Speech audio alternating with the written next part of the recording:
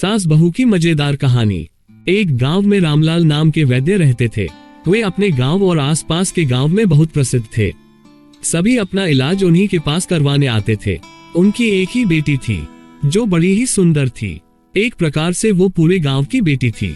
सभी उसे प्यार से गुलाबो बुलाते थे। उसे बचपन से ही कभी किसी चीज की कमी नहीं हुई थी। वैद्य जी ने गुलाबो को बहुत अच्छे संस्कार दिए थे और उससे बड़े प्यार से पाला था।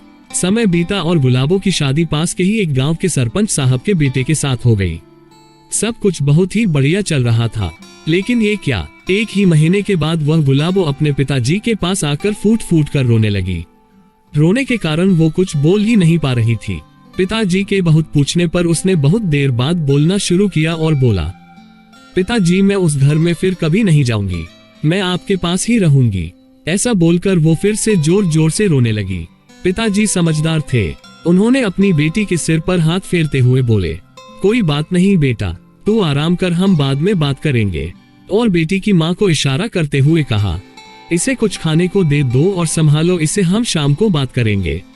शाम को हालात को समझते हुए पिता ने पूछा, अब बताओ क्या हुआ, क्यों नहीं जाना चाहती हो अपने ससुराल? बेटी ने बताया, पिताजी मेरी वो सास नहीं, मेरी दुश्मन है। सुबह से शाम तक वो केवल मेरे ही पीछे पड़ी रहती है। पूरे गांव में मेरी बुराई करती रहती है। वो हमेशा मुझे गालियां देती है और कहती है, तुझे यह नहीं आता, तुझे वो नहीं आता, ना जाने तेरे माँ बाप ने क्या सिखाया है। वो अनपढ़ गंवार बुढ़िया मुझे सिखाना चाहती है। और तो और पिताजी घर के सभी लोग उसका ही कहना मानते हैं। पिताजी मैं साफ कह देती हूँ, उस घर में या तो वो बुढ़िया रहेगी या मैं। उसके साथ मैं एक पल भी नहीं रहना चाहती।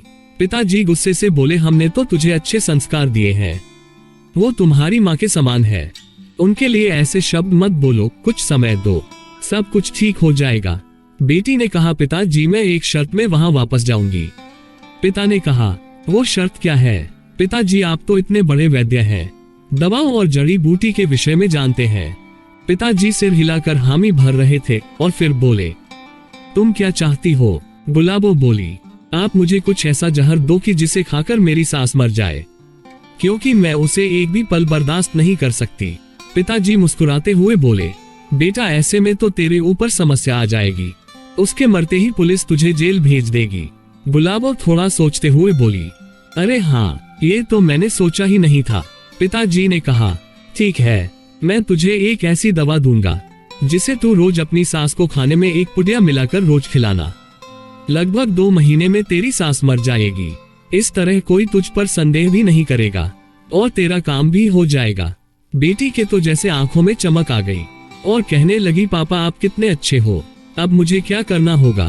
पिताजी ने कहा, और देख किसी को शक संदेह न हो इसलिए तू उनसे लड़ना नहीं, बड़े प्यार से रहना, वो जो भी कहे उसे मान लेना, क्योंकि वो 2 ही महीने की मेहमान होगी।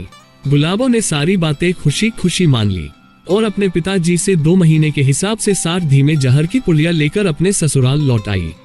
अब प्लानिंग के हिसाब से गुलाबो ने रोज सासू माँ के खाने में एक पुड़िया मिलाकर देना शुरू कर दिया और बड़े प्यार से घर में रहने लगी। अब सासू यदि गाली देती तो भी बहू पर कोई असर नहीं होता, वो बहुत प्यार से जवाब देती। लगातार 1 महीने तक बहू के अच्छे व्यवहार के कारण सास का भी मन बदलने लगा। कुछ समय के बाद सास ने अपनी बहू को गाली देना, उसे बुरा भला कहना धीरे धीरे सब बंद कर दिया। बहू को भी लगने लगा, अब तो कुछ ही दिन की मेहमान है मेरी सासू माँ, इसलिए उसकी और सेवा कर देती हूँ। इसलिए वह रात को सासू के पैर भी दबाने लगी और सिर पर तेल भी मल देती थी। अब तो सासू माँ सारे गांव में कहते नहीं थकती कि बहू हो तो मेरी बहू जैसी, और वह अपनी बहू को अपनी बेटी से भी बढ़कर प्यार करने लगी। सास ने गुलाबो को घर का सारा अधिकार, जेवर और सब कुछ सौंप दिया। ये सब देखकर बहू के आंख में आंसू आ गए और वह अपनी सास को अपनी माँ के जैसे प्यार करने लगी। और तभी गुलाबो के मन में एक डर समाने लगा और वह उसी दिन अपने गांव मायके पहुंच गई और अपने पिता से रोते हुए कहने लगी, पिताजी आप कुछ भी करो लेकिन मेरी माँ को बचा लो। पिताजी ने कहा, माँ को, वो तो ठीक है, सो रही है। बेटी ने कहा, अरे मैं सासू माँ के बारे में बोल रही हूँ। पिताजी ने कहा, क्यों, क्या हुआ उनको? बेटी ने याद दिलाया, अरे पापा आपने जो जहर दिया था उसे खिलाते हुए 1 महीने से ज्यादा हो गया है, 15 दिन बाद वो मर जाएंगी। मुझसे बहुत बड़ा गुनाह हो गया है, मैं अब उन्हें मारना नहीं चाहती। आप कुछ भी कीजिए और उस जहर का तोड़ दीजिए, कुछ ऐसी दवा दीजिए ताकि उस जहर का असर खत्म हो जाए। और गुलाबो रोने लगी। ये देखकर गुलाबो के पिताजी जोर जोर से हंसने लगे। गुलाबो को कुछ समझ नहीं आया पिताजी हंस क्यों रहे हैं। तब पिताजी ने कहा, बेटा चिंता मत कर, उन्हें कुछ नहीं होगा।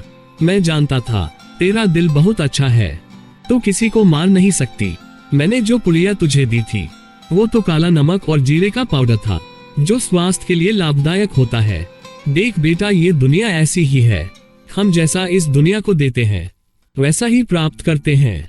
यदि हम दूसरों को नफरत देंगे तो नफरत ही पाएंगे। यदि हम लोगों को प्रेम देंगे तो वापस प्रेम ही पाएंगे। बेटी चुपचाप खड़ी खड़ी आश्चर्य से अपने पापा की बुद्धिमानी भरी बातें सुन रही थी और आंसू बहा रही थी। ये आंसू खुशी के थे। दोस्तों, अगर आपको ये कहानी अच्छी लगी हो तो लाइक जरूर करें, और अगर आपको मोटिवेशनल वीडियो देखना पसंद है तो आप स्टोरी के चैनल को सब्सक्राइब करके बेल आइकन को प्रेस कर ले ताकि लेटेस्ट वीडियो का नोटिफिकेशन आपको सबसे पहले मिल जाए। Thank you for watching.